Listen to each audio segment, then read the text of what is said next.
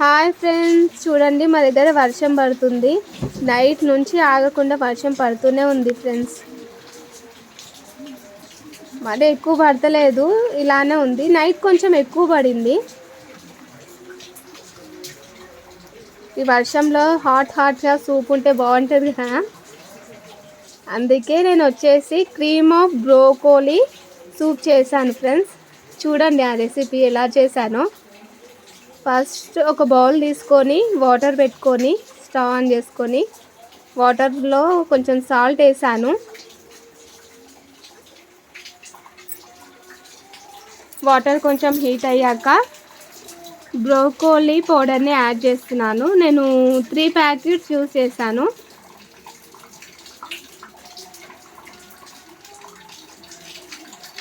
చూడండి friends, 3 ప్యాకెట్స్ని add చేశాను. Please friends, video మొత్తం లాస్ట్ వరకు చూడండి.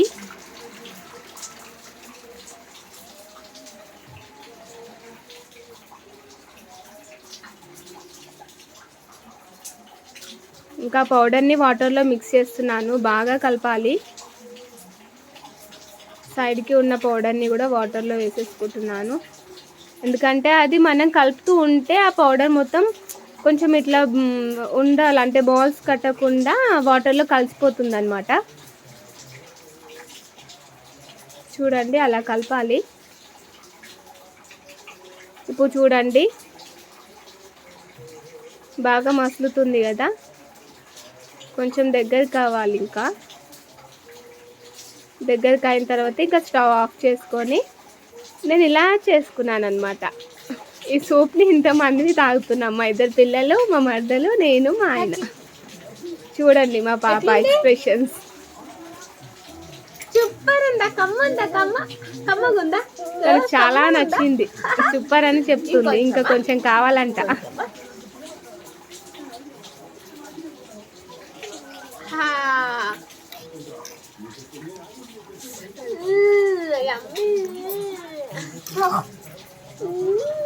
ఇంకొంచెం కావాలని అడుగుతుంది.